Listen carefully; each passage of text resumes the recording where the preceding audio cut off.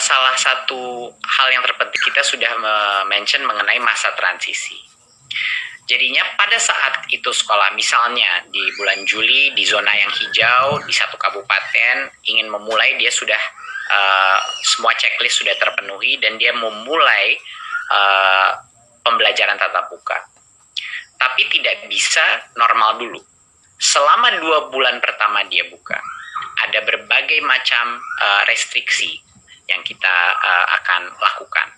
Yang terpenting adalah dalam kondisi kelasnya. Yang tadinya peserta didik rata-rata itu 28-30 anak per kelas, untuk 2 bulan pertama maksimal 18 peserta didik per kelas.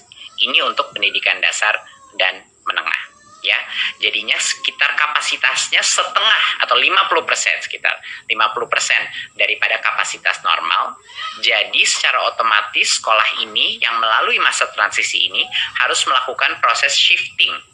Ya, harus ada shifting, dan kami memberikan kebebasan bagi unit pendidikan untuk menentukan seperti apa mau shiftingnya, per harian, per mingguan, angkatan kelas atau apa. Tapi dipastikan bahwa hanya boleh maksimal di dalam kelas 18 peserta didik untuk pendidikan dasar dan menengah. Dan untuk SLB jaga jarak minimum 1,5 meter. Itu 1,5 meter adalah suatu social distancing aturan untuk semua jenjangnya, ya. Tapi untuk SLB maksimal 5 peserta didik per kelas. Dan PAUD jaga jarak 3 meter dan maksimal 5 peserta didik per kelas. Itu pun pada saat, kalau PAUD kan masih sampai tercepat pun baru 5 bulan dari sekarang di zona yang hijau. Dan jadwal pembelajarannya seperti yang saya sudah bilang tadi, itu ditentukan oleh masing-masing satuan pendidikan sesuai dengan situasi dan kebutuhannya. Ya, jadi walaupun masuk sekolah kapasitas pun dibagi, ya, jadi sekitar 50% kapasitas yang diperbolehkan masuk. Dan ini selama 2 bulan pertama. Ya, baru setelah 2 bulan masih hijau, tidak ada masalah, sudah benar-benar mengenal protokol yang baru boleh new normal, di mana lebih banyak peserta yang boleh masuk sekolah. Berikutnya,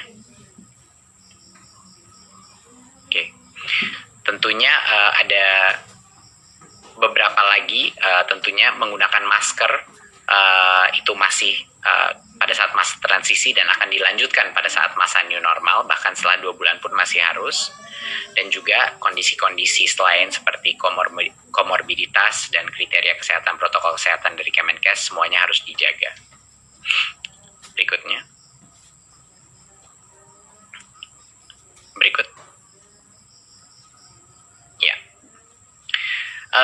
Pada saat masa transisi ini, semua aktivitas di mana anak-anak itu bercampur, berinteraksi antara kelas, itu tidak diperbolehkan. Jadi selama masa transisi ini, hanya boleh masuk ke kelas langsung pulang. Jadinya aktivitas seperti kantin, di mana anak-anak dari berbagai macam kelas berkumpul, itu tidak diperkenankan selama 2 bulan pertama.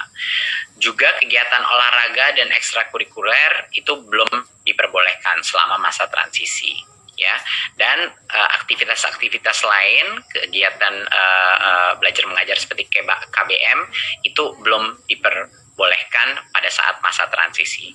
Jadi esensinya adalah prinsipnya apapun aktivitas-aktivitas yang perkumpulan sifatnya atau yang mencampur antara satu kelas dan kelas lain itu belum diperbolehkan dalam masa transisi ini.